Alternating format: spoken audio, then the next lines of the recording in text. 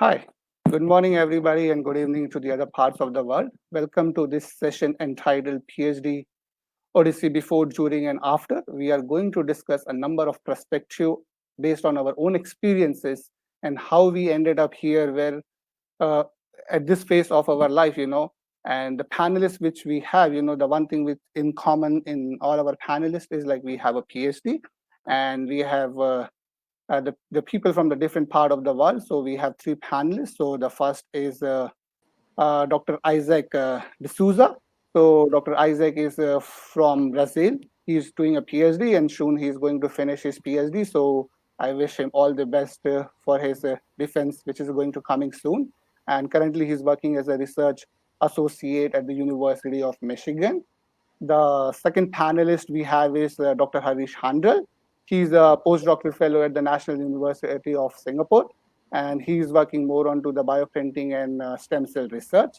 And the third panelist we have is Dr. Salim Javed. He's from India. He's working as an assistant professor in B.R. Ambedkar University, and he has trained a lot of students, to crack the NIT and the IIT's exam. So, so this is our panelist lineup. So we're going to start with the sessions, I think.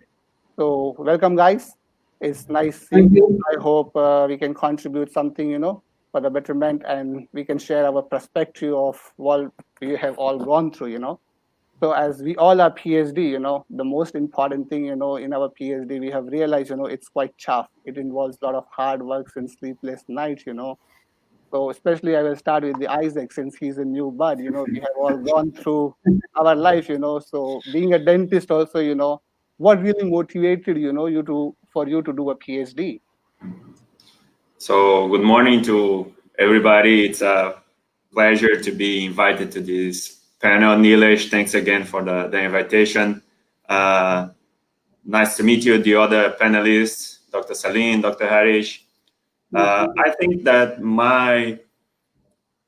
from my perspective, I decided to do the PhD based on my first steps during the college, during my undergrad as a undergrad in dental school. I had a nice supervisor during my scientific initiation. We developed a project back there in Brazil.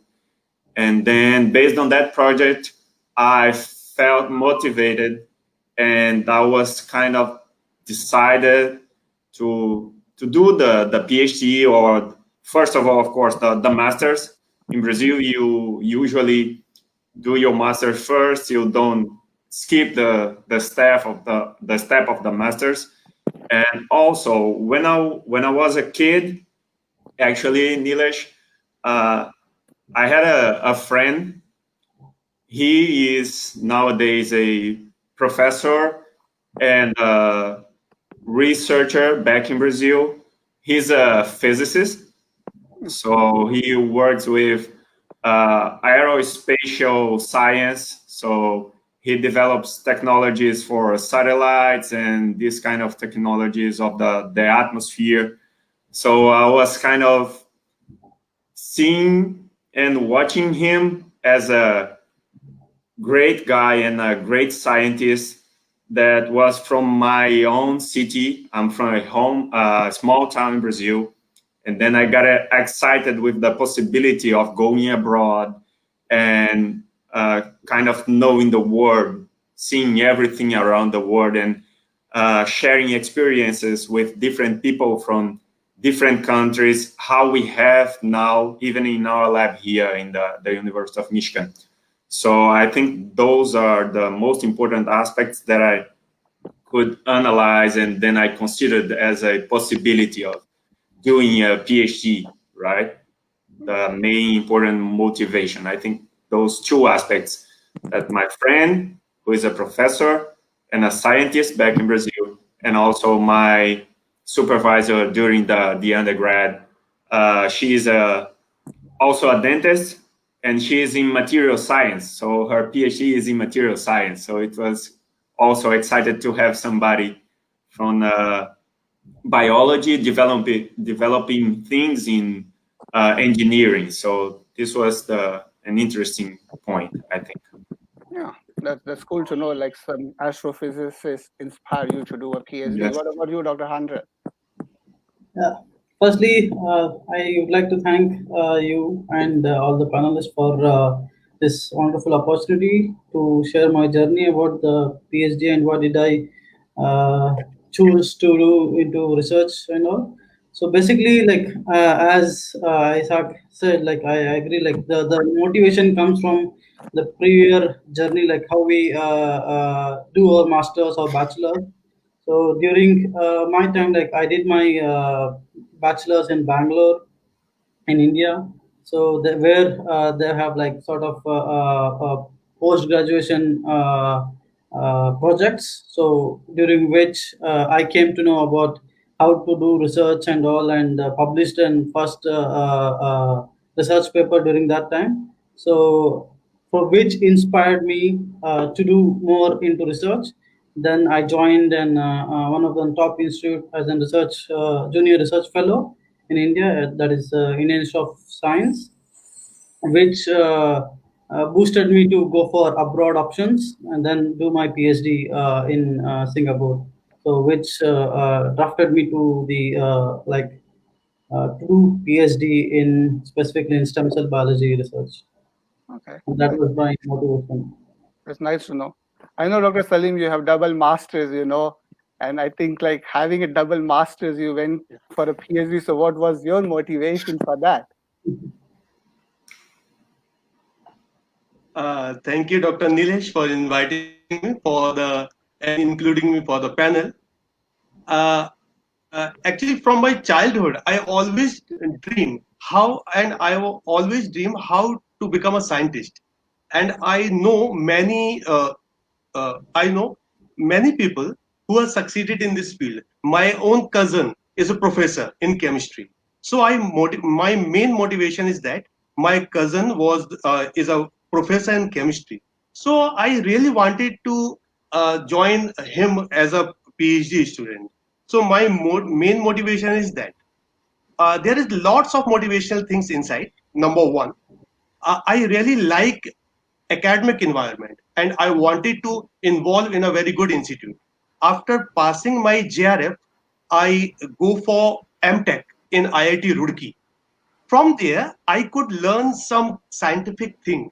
So I could explore more. That is why I have chosen IIT Kanpur to do PhD. And after that, I have been in UK for some time so that I can interact many people and I can gain thoughts of new research. The main motivation is that from my side. Okay. Okay, that's good to know. Like everybody, I think two guys have a motivation that they got the opportunity to come abroad, and I think this is one field, which don't restrict you. And I think this is something, now before I think me also coming from a dentistry background, back home, people are not much into a PhD, but now we're realizing, it is very important for us to have a knowledge and which we can contribute towards the society. Being a clinician, I can just do my clinics, but if I have to develop some new treatments, I think PhD is something which can give us that perspective. So that's very good to know. But as Isaac mentioned, the proper mentoring, and he has a mentor. He looked through that mentor and he decided to do a PhD, and we all know the role of the mentor. You know how important the mentor is for PhD, because we spend more time with our mentor than our family and friends. So how you guys decided? So like we come to know how you really decided to choose the right lab and the right supervisor. So maybe Dr. Salim can tell, because that time, it was different. So how you decided to choose Yes. the right supervisor? What was the criteria you look for Actually, the right first, lab? first you have to understand what you are looking for. Uh, it depends upon the individual, right? If I'm if I'm exploring a topic, then I have to search 2 3 labs. First of all, in India, you have to cross NET, National Eligibility Test for the lectureship, and JRF. After then, you can apply for the PhD, right? Okay. If you are crossing that barrier, after that, you have to look for a suitable lab of your choice. in many IITs and I think in IST also, in starting 6 months, they will allow for the coursework. After that, you can choose. After 6 months, you can choose a guide. Here it's a floating thing, so you can go in the lab, different labs. You can get the atmosphere. You can talk to their students, and the main thing is that the behavior of the guide should be very polite from my side. From my side, the behavior of the guide should be very polite. It's a kind of thing, a love from the both side. You cannot ignore the guide, and guide cannot ignore you. So you have to understand the mental setup of the guide. So first of all, you just choose 3 or 4 labs. You just mail the guide. If he's agreed to take you, then you can visit the lab and talk to their students also. If you think you are suitable to do work in their lab, then you can join the lab, because you are spending 4 or 5 years with the guide. So you have to understand the mental setup of the guide and what is the expectation of your guide. You have to explore that. Okay. So how about you, Yes. Dr. Handel? How you decided to choose the right supervisor? Okay, so I completely agree with Dr. Salim, like what he said about choosing the guide, and also, but before that, like I would say, like I was pretty lucky enough to have a mentor during my master's itself. So during my master's, like I was introduced to something called pharmacognosy, so which is sort of like studying the drug delivery and the in silico methods of the drugs. So where I started to explore my research career in that terms, and then I explored on which is sort of like more interesting topic for me by reading literature review and the research news. Then during that time, 2012 Nobel Prize was given to stem cell biology for Shina Amarak and George Gordon, which really inspired me and like boosted me to look into stem cell research people. And I was very focused to have a position, or the R&D position more focused into Asia. So I just looked into like top universities in Asia, and then I found NUS is one of them. And then I just googled through, like went through the university websites who all are doing with the stem cell biology, and then made a list of, then approached everyone. So that's how I narrowed down my focus of research work, and also the chosen the specific supervisor. Okay. How about you, Dr. Isaac? Yeah, in Brazil, the process is a bit different. If you are in the same university, you are applying for a master's or a PhD program, you can make contact with the supervisor before. You can, maybe you know the person you are interested in, you know the field the person works with.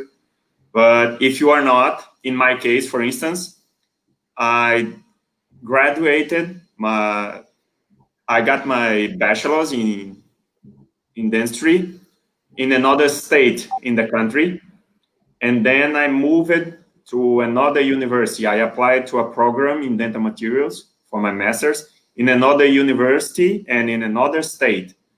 So I applied to the position in the program, and once I was selected in the program, the professors, based on your CV, the professors decide who is gonna guide you, who is gonna be your supervisor. So based on your background, the supervisors composing the program will decide who is gonna mentor you.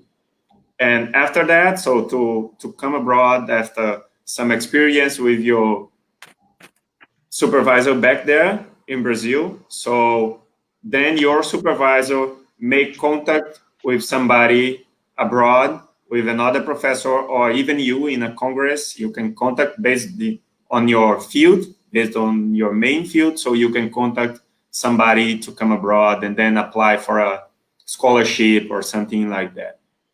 But it is a bit different, the process back there. If you are applying for a program where you know nobody, so you need to wait for them to select you or to direct you to a supervisor.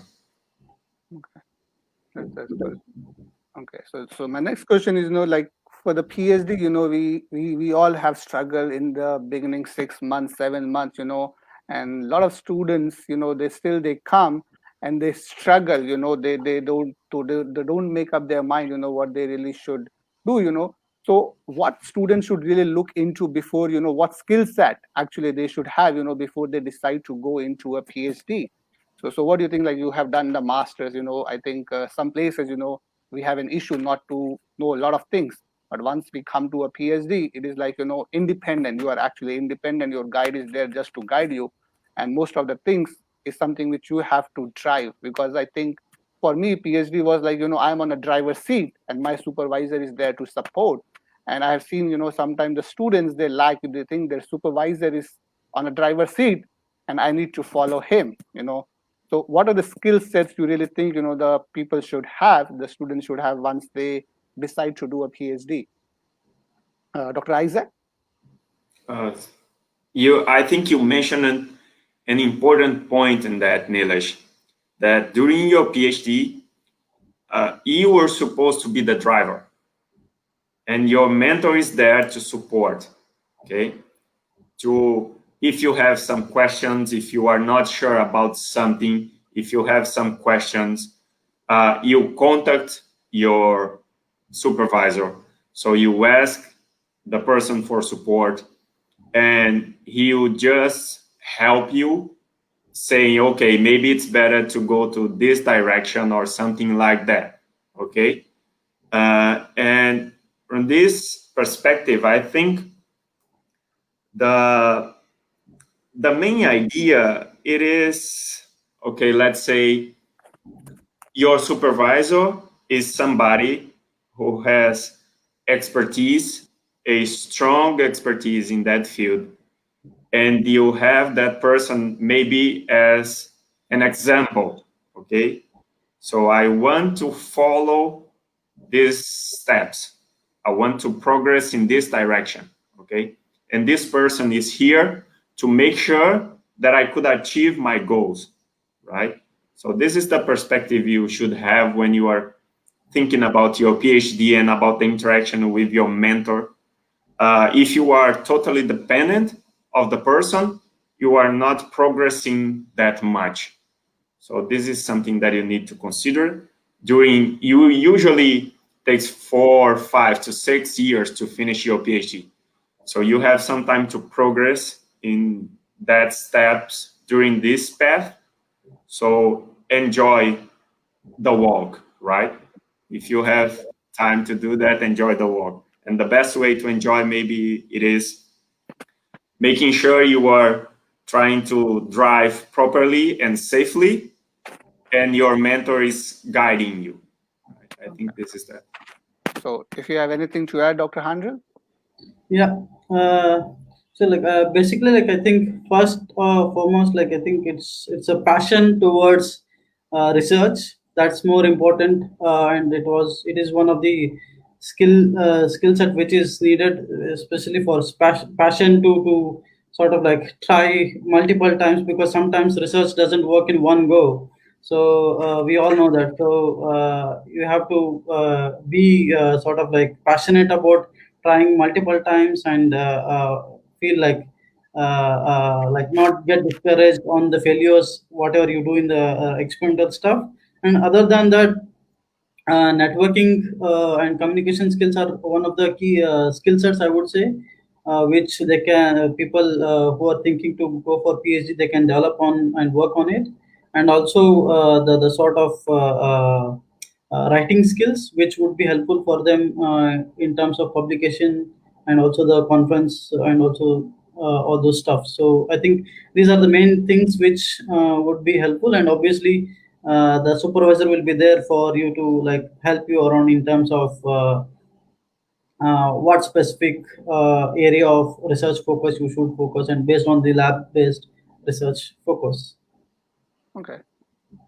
So like similarly, like, but I think in Dr. Salim can put more light, because in India it's very different. The students, they have to give this entrance exam and then they go and decide the PhD. But giving an entrance exam and the skill set which we have in the lab, is a very different, so what is your opinion about this, back home? What really the students should think, just not giving an entrance exam? Yeah, actually, in India, there are lots of variety of universities. Actually, some universities are Indian Institute of Technology, IISc level, and some of state universities are really poor in terms of experiments. The facility of the experiments are not so much. Like I'm from Jhansi, Bundelkhand University, Jhansi. I did my masters from there. So at the point of masters, I didn't know anything about the experiments. I know a little bit.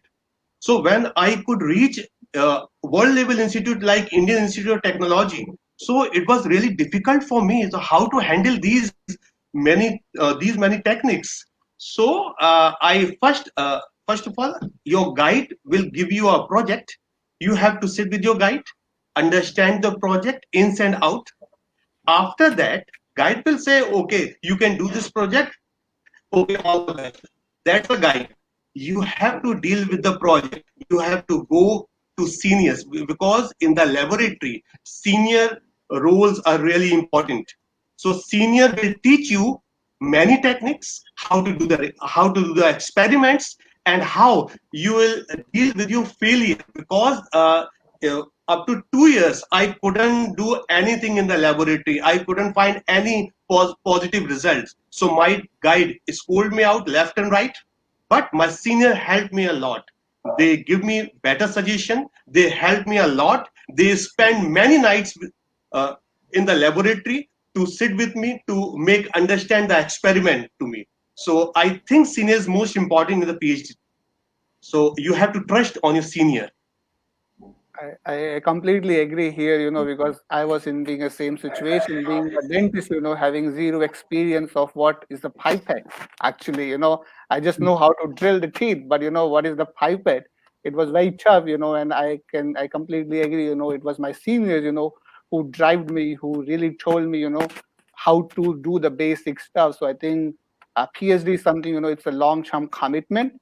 And I think more than the schools, in PhD, I realize, make a better friends, because we are young, mature and things like that, and we know, and if we make a good friends with our seniors, so I think the PhD journey will be more beautiful. It will not be stressful and sleepless nights. Okay, so like as we're talking about the skills, the skills we need to start a PhD. But I have seen, a lot of people, they focus on publications, okay, so that they can get better position and things like that. But still, having a publication doesn't guarantee that you're going to be a good PI or you will succeed in an industry. So what skills you think students should learn during a PhD training? Not only publishing a paper, but during a PhD training, so they can be a successful mentor or they can be a successful in the industry. So maybe we can start with Dr. Salim. Yes. I think, first of all, if you're going to do a PhD, sorry, can you repeat the question, please? The question is like, what Dr. skill Nilesh, set, because what skill we should develop during a PhD, so that we can be a better academician in the future or a yes, better doing something in the industry, not yes, just publishing paper. yes. First of all, when you are entering any good lab, you have to understand the techniques available in the lab. You should go to indisciplinary, right? Like my lots of friends are doing many things, so I have checked their skills. So they teach me many techniques. Like in the electronics, I did MOS bar from another lab. I did variable temperature magnetic susceptibility measurement, learn with other people. I did computational chemistry. I learned with my friend. So I know because I cannot stuck in a one field. If I'm exploring the thing after my PhD, then I need to use these techniques. and people will judge me on the basis of the technique. They will go to my CV and they will understand what he knows. Because publishing a paper on only one topic, it is not the way to do a better in life, right? To for the job or for the getting a position, you have to have knowledge about broad knowledge about the area and in disciplinary things also. Because now I'm a chemist, I'm doing quantum mechanics, I'm doing computational chemistry, I'm doing molecular modeling, I'm doing medicinal modeling. So these many areas I'm covering up, so that I can teach to my student and they will go to explore the world. So they will get the better chance to succeed in life, right? So Dr. Handal, what you have anything to add to this? Yeah, I would add, like, yeah, I agree with Dr. Salim what he said. Like, students has to go like multidisciplinary and interdisciplinary to maximize their the broad skills. And also, like, I would say that apart from publishing papers, this communication and building network building would also help them to survive in academics and also beyond academics in the industry as well, which helps in building the strong relationship along with the professor and also with the seniors as well. So that's what I can say about this point. So what do you think, Dr. Isaac? So what skills Just you are finishing your PhD now, So what yes. skills you think you need to have more or things to survive, be into an academics or industry? Apart from the research aspect, Nilesh, of course you need to know how to perform the experiments, how to write a paper. It is essential that you have the proper communication skills, and usually in back in Brazil, you have during your masters, you have the classes related to preparing presentations, preparing things for Congress, banners, presentations, and basic things, even presenting teaching classes to undergrad students. This is important because if you are going to teach somebody, if you are going to guide students, you need to know how to do that, how to express yourself, how to be clear uh, about the main expertise, how to describe the experiments. As Dr. Salim said, you need to know about different things, not only one specific technique, but more than that. So your students can decide, you can say, oh, okay, I have these options, and you can decide what you are going to do, but I need to explain to them how to do. Okay, of course, they need to search in the literature, they need to learn how to do the things, but you need to know how to explain if they have questions, if some information is not clear, you need to communicate to them. You need to know how to do that. And maybe this is the most important also for industry, because you need to communicate your data. You need to write your results. You need to, maybe you have a manager or somebody that is your manager that needs your results, and you need to present to them what you achieved, what are your outcomes by the end of the day. So I think this is most important thing also, the communication skills. You need to have that. So I completely agree here. Interdisciplinary research is very important. Once we become an academician, we really need to follow the wave. What is the trend. So if we know the things, we can write the grant based on the things. So if we know the interdisciplinary stuff, so to be a successful PI, I think that will be very important.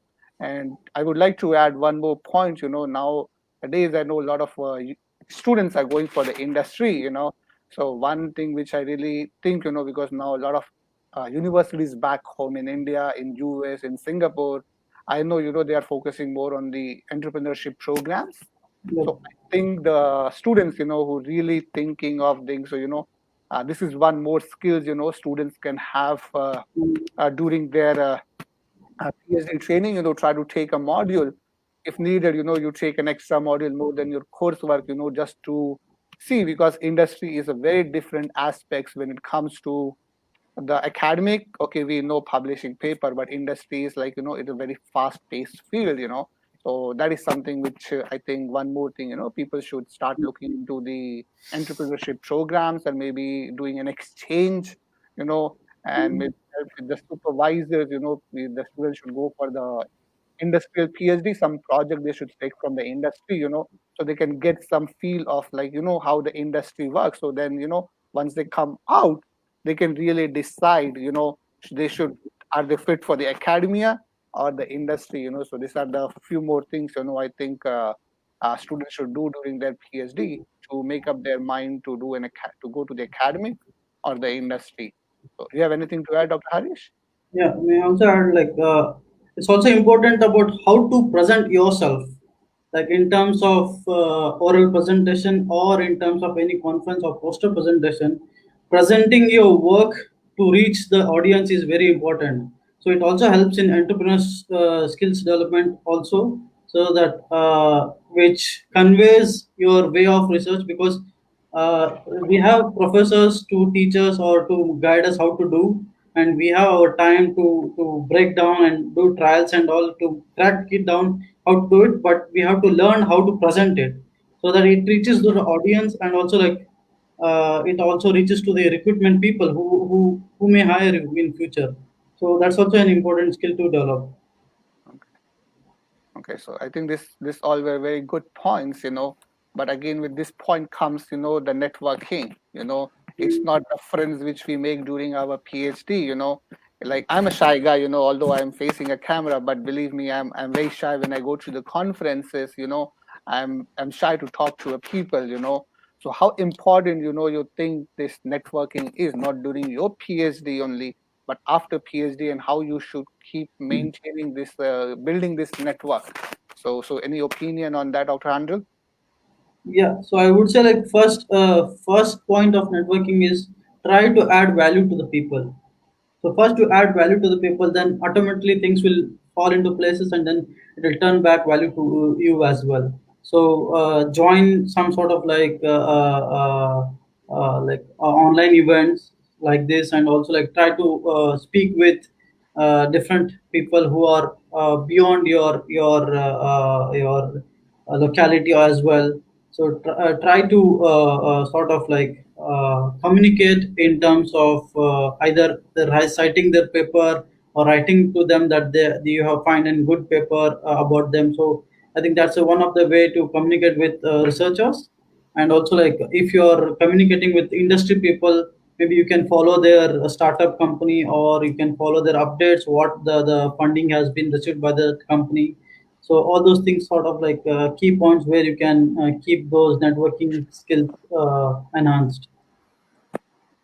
So Dr. Salim, anything to add to this? Yeah. When you are in your PhD or your postdoc, you will get lots of chance to attend workshops, conferences, and all these academic events. So try to attend many things, like not from your subject also, because I could remember I have gone to France one time, and I am just walk around and stuck with a poster. He is a French guy, and biological something he was doing something. So I wanted to know what he is doing. So he explained me all these things.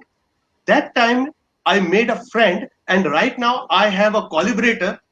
I have a collaboration with him. So he's doing biological things, and I'm doing a chemical thing. So we are planning to do a project also, Indo French project. So networking in that time, you will get lots of chance in your PhD, in your postdoc also. So get touch with them. Please communicate with them. Please try to know what they are doing in their research, if you like their research also. So this will construct all these bridges to your future also, because like I have 20 or 30 friends in all over the abroad, because of attending the conference and workshops and internationally events. So this is a must. So Dr. Isaac, anything to add? Yeah, just to say that don't be, you mentioned you are a shy person, and I would like to say that don't be afraid of asking questions, of contacting people in the congresses and all these things, because it's important that all the main experts in the field you are interested, and even in another fields, they need to know you. If you don't participate, if you don't ask questions, if you don't present the things, nobody will know you. Okay, so it's important to be present in the things and to participate, try to collaborate. So if you are thinking about developing research in different fields, and right now actually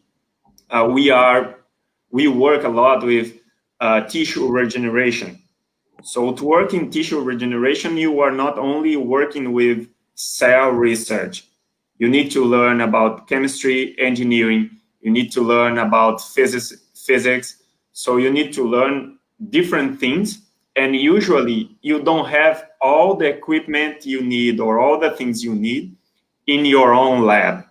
So you need to contact people from different fields. And for that, sometimes it's necessary to attend congresses in different areas so you can see people, you can contact people, you can ask questions, even with things that are not clear to you in the moment you see, you can ask. Even maybe it's not directly after a question after the presentation, like you raise your hand and ask a question after the presentation. Sometimes if you are shy or something like that, you can wait for the end of the presentation, talk to the guy, the lecturer, try to discuss something or make contact, send an email with a question. Everything you try to do to contact people and to increase your network will help in your future research and your future perspectives in the academic field and also in the industry. Okay. I think these are some of the very important good points, and as Harish said, that add value, and that is something which I will emphasize. Respect your time and respect person time. Just don't approach anybody blindly. If you're going in a congress or if you're shooting an email to somebody, you do your homework. It is very important. The person will remember you, and this is what I have seen in conferences. I meet people, I'm shy, but when I meet people, I do my homework, and when I go to a next conference, maybe after 2 years also, when we meet, person know my name, so that is very important, respect your time, respect person time. Just, you have seen somebody do your homework for a congress, like for a conferences, see the posters who are presenting people, who are your target people. So just do your homework, just don't go blindly. That is something very important. Otherwise, you will just Yes. waste your time. So that is something which is very important, I think. So coming to the next question, since we all are into the phase where we have completed PhD, so this is something, what different you could have done, like Isaac, you are going to finish PhD, and I'm very sure we have to do the thesis, but somewhere we have that feeling, I could have done this thing little more, so, and you might have done something little differently, so what is something that you could have done little differently? Maybe I could have started working with this field, with the tissue engineering and with the development of regenerative materials earlier, maybe during my master's. My main field is dental materials. So we started with basic dental materials testing perspective, okay? And as I started to move to the PhD, I started to think more about regenerative, and of course, the boom of regenerative therapies started in the maybe in the last 10 years or something like that. So we started to read more papers about that. And I think if I had started earlier in this field, I haven't developed more things that could contributed more to my background, to my CV earlier in my life of a PhD. And also maybe improving earlier my English skills and things that could contribute to come abroad earlier and to meet more people, and of course to increasing my network. Maybe that things I should have done differently. And of course the other things are the small details you learn, like writing, and of course the way you approach some perspectives of the field you could change, of course. But most important things, I think, it is the perspective of having started earlier with the tissue engineering field. So, Dr. Harish, what Yeah, you could so have done differently? I wish like I could have started my research background specifically in stem cell biology back in during my master degree project itself, so that that would help us having an good foundation before enter into a core research platform. So that is something which I can suggest for younger generation who are looking for PhD. So choose your master degree project wisely, so that it can boost your confidence in choosing your specific PhD topic. And also definitely it would be an advantage of having a good foundation stone. So that's what I miss, like, because I totally shifted from pharmaceutical sciences to tissue engineering. So it was from microbiological cells to the human cell. So that was a shift which I had. So how about you, Dr. Salim? What different we could have done? Yeah. Actually, my wife has also done PhD. She was my junior 4 year back. So she has done her PhD in a different topic, quantum mechanical calculation, something theoretical chemistry. Right now, I'm doing the same thing. After 5 years, I'm doing the same thing. I think I could have learned many things from her earlier, so that I can be good in the good in that field of research, right? So now I'm enjoying the theoretical chemistry as well, because in small university or in a different university, you do not have all these equipment in the lab, right? Like I have to do a resonance Raman spectroscopy. It is about 20 crore machine. So my university do not have that kind of machines. So but I can do these things theoretical also. So I think I could have learned theoretical chemistry before 5 years from my wife itself. Okay, that's good. So And if I could add something, Nilesh, Are you Dr. getting my Handra, voice? yeah. The signal is Yeah, not clear here. Are you getting my voice? Yeah. We can hear you.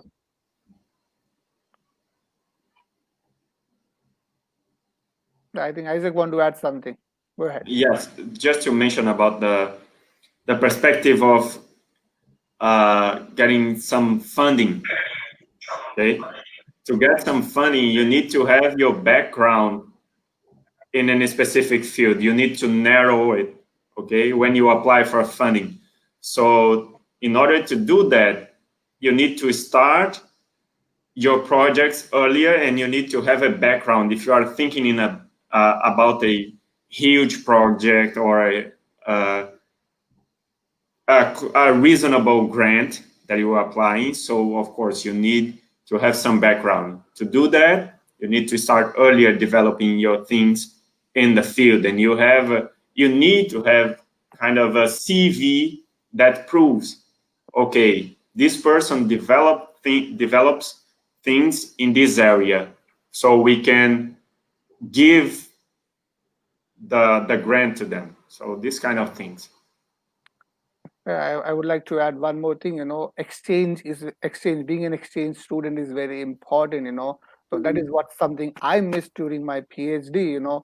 I never got an opportunity to go and work in the other lab. I know, like Isaac is an exchange student from Brazil, and once we go to the different lab, we learn a different skill set. So I think that is something which I could have done differently during my PhD. Another thing, during the PhD, as we talk about publishing paper, the students should also focus more on, looking for the opportunity where they can submit the small grants with the help of the supervisor.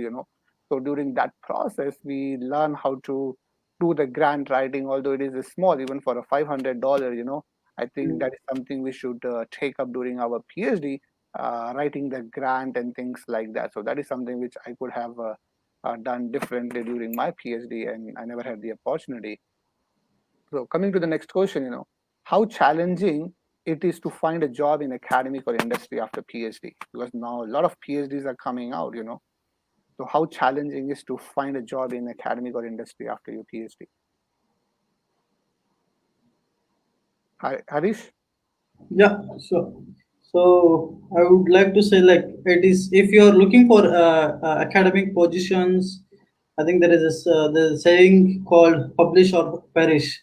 So publication is the key to go into academics, and also like along with that publication, you should have the skill set of mentoring students and also teaching.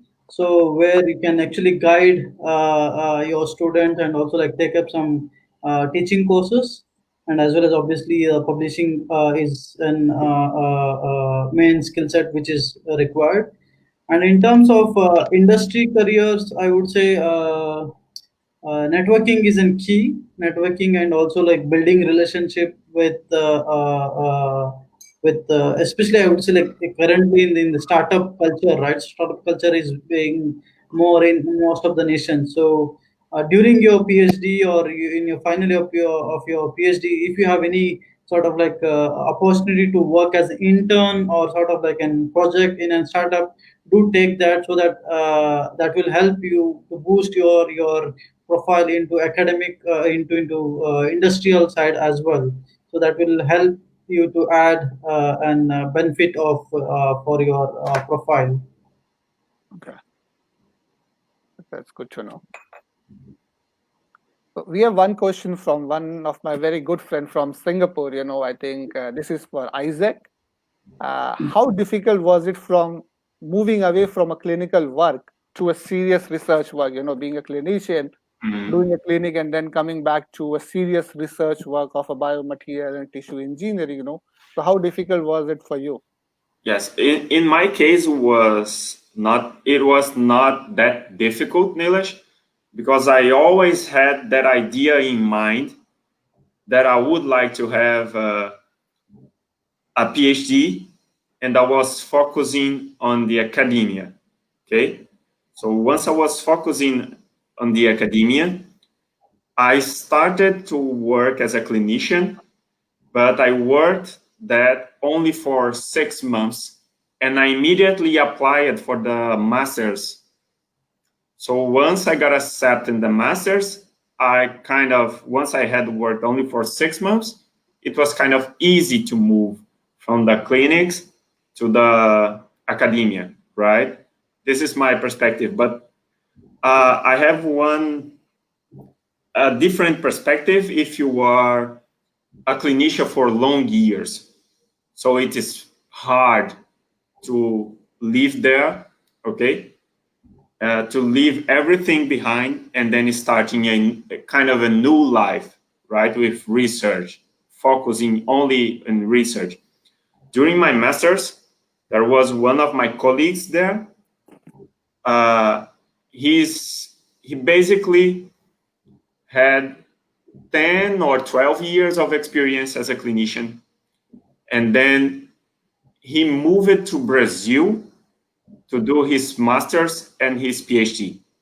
So for sure, I know for him it was very hard to do that, because once you are settled, you have your structure, you have your own office, it's completely different because you have your structure. You can keep doing that for long years and you can retire doing that. But if you are focused and you decide to do research, I think you can kind of organize your ideas after long time thinking about that. And then once you decide to move, it's more easy to kind of get rid of everything and then starting your new life in the academia or in master's and PhD. For me, it was easy because, of course, I worked only for 6 months before starting the master's. But for people that had long time experience in the clinics, it's harder to organize and to decide to move to another field. I know, Harish, you have worked with the clinician. So what do you think? Can you give your perspective? You not being a clinician, but I know you have worked with the clinicians. So what is your perspective? How tough it is for them to transfer from a clinical work to a serious research work? I think, like as Dr. Isaac said, it is not tough if the clinician has a less practice time, but if he has a long years of practice, then definitely the shift of clinical mind to a research mindset is gonna take a time. But again, like if the rationality of the research mindset has been developed, and then the things were much more easier. And as you said, like I have worked most of my PhD time with clinicians. So yeah, like the clinical perspective is more into picture when you work on the with the clinicians.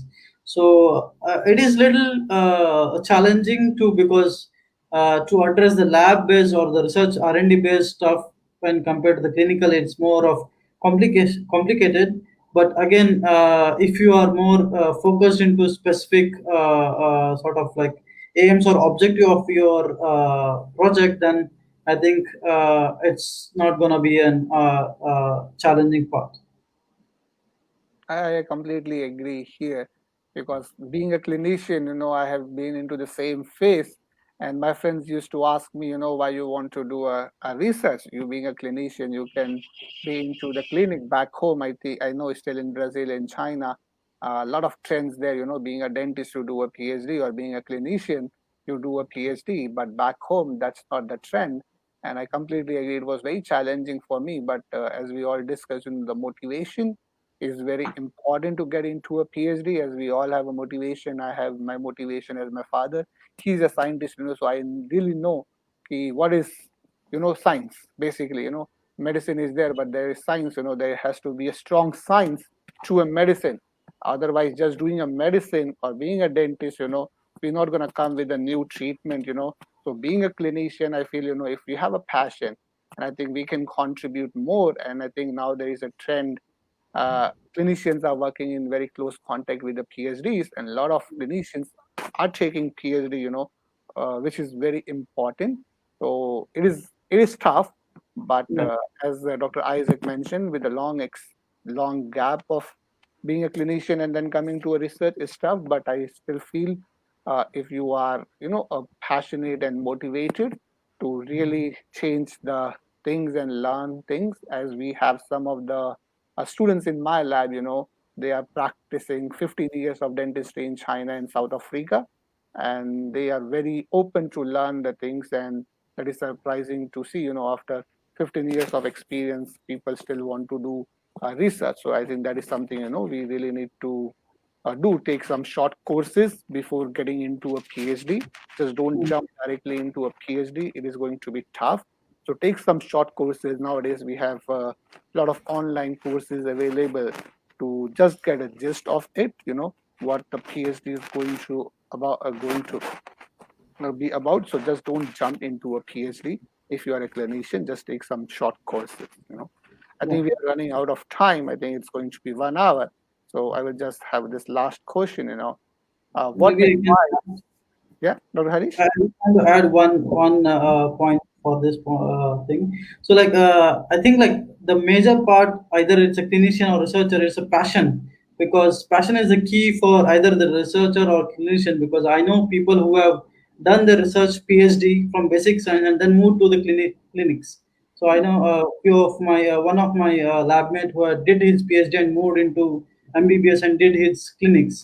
So it's basically it's a passion about what you want to do and what you're doing it. So So you have anything to add, Dr. Salim, to this? Not sure if you have worked with a clinician, but what do Yes, you think? I'm completely agree. Yeah, I'm completely agree with Dr. Harish. If passion is not there, you cannot do anything. So, being a basic scientist person, I'm doing the medical things also. I'm doing docking and molecular modeling also. So now I'm enjoying because my passion is that I'm doing lots of calculation behind that. I'm doing the reaction theoretically. I'm doing the experiment also to validate that. And now I'm enjoying the thing because the passion is such that I have to succeed in this area. So the main motivation is a passion. You're right, Arish. thank you. So I think the last question, I think, before we leave, what advice would you give to a PhD or postdoc who are thinking of making a transition? Like maybe a postdoc thinking of going to the academic or industry, a PhD still debating, what he or she should do. So what advice, one specific advice you want to give to a student? So I think like after if I want to start first, Yeah, you can. like after you do your PhD, right? I think like you are already a researcher. You know like how the things can be done either in the clinical perspective or in the R&D perspective, and also in terms of research, in terms of industrial side. I think you also have an pretty much rough idea about how industry works by the end of your PhD or early postdoc. I think at that time you should follow your gut what you want to do rather than like just following others. So just follow your own interest in which you want to go, either it's an entrepreneur or it's in being an academic or being an like only the teaching field. So I think you have to follow your gut no matter like obviously you have to work accordingly based on which profile you are selecting for. Salim? Yes. I think first you have to sit down and think where you want to go in the academy, or you can go to the private companies or in the research field. After that you just apply in that way. Because I know many people after their PhD they are applying everywhere in the teaching, in the postdoc, in the industry. It is not right. From my view it is not right. If you are thinking in a one direction, then the chances of getting benefit or chances of getting clear, I think it is the better thing. So you have to decide where you want to go. After that, you have to have knowledge uh, of the job portal, because every country or internationally, lots of job portals are there. So you just upload your CV in the trusted portal. You have to have networking. You can give your CV to your friends. They can suggest you where you can apply. So I think behind that, networking is must. Your senior is must. You take advice with your guide also, because your guide can suggest better, because he knows everything what you have learned in your PhD or in your postdoc. Because guide helps a lot in this manner.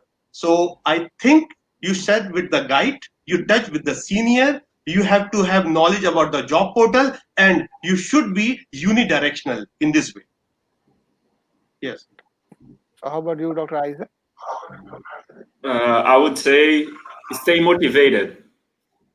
It's very important that even if you face some difficult time during the applications and you are not getting accepted in different places, even if you narrow the focus and you apply for any specific field many times and you are not getting accepted, don't give up. Stay motivated and keep applying, keep trying. So you know your expertise, you know your knowledge. So also keep working and keep doing your best. So I think your opportunity, you will appear sometime, and then you need to stay prepared for that. Okay, you need to be prepared for the opportunity, and in this case, of course, you need to stay motivated to do your best, right, when you get the position you are looking for. So anything else, Dr. Handel, you want to add to this? Yeah, I completely agree with Dr. Salim and Dr. Isaac about staying motivated and focused, and also like being like don't look around everywhere. Just focus one side and just try to get motivated, and don't be disheartened about the rejection, especially during this COVID-19 situation. So all the economic crisis is down. So just stay motivated and just have to be focused on what you're looking for. Okay. Thank you guys very much for all the feedbacks. I would like to add one more thing. Now we are in the world of a digital world. A lot of opportunities available with a job portal. With a Facebook and things like that. Don't be shy. That's very important, approach, because I know people think like, should I approach the person, what the person will think. As Dr. Salim mentioned, share your CVs with your friends, get the feedback about the CV, because it is very important, how you have drafted your CV. So take your guide help, as Dr. Salim mentioned, draft your CV, ask your friends to go through the CVs, we can have a good feedback. So it is very important if you're applying for a postdoc, because the CV for the academic and the in the industry is going to be very different, and we have to see whether we are highlighting the things which we needed. CV is just not a page of 4-page a draft or anything. It is something you really need to look into the positions you are applying, so whether that skill set is coming up into that CV or not. So the CV organization and the skill sets, depending upon the job which you are putting, is very important. Otherwise, people they keep applying, but although having a good and beautiful publication, they don't get any reply, because some things are lacking in the CV. So it is very important to make your CV, according to the skill set as the job portal and things they ask for. So I would like to thank all of you for this wonderful comment, and I think we will keep these things going in future. And next topic we're going to discuss about the world outside industry and academic. We all know there is not only two job opportunity after PhD. What we have is like we can have our own startups, we can be a tutor. So we're going to have a next series on about a world outside academic and industry. A lot of people, they just focus on academic and industry, but as we mentioned, we really need to sit down, as Dr. Salim mentioned, and think very hard, where I want to go. Would I go to PhD in academic or industry? But there are a lot of other things outside industry and academics, and that's what we're going to discuss into the next series. And thank you, everybody, for Thank you. the wonderful talk. Thank you. Thank you for the opportunity. Thank you. Thank you so much. Thank you so much.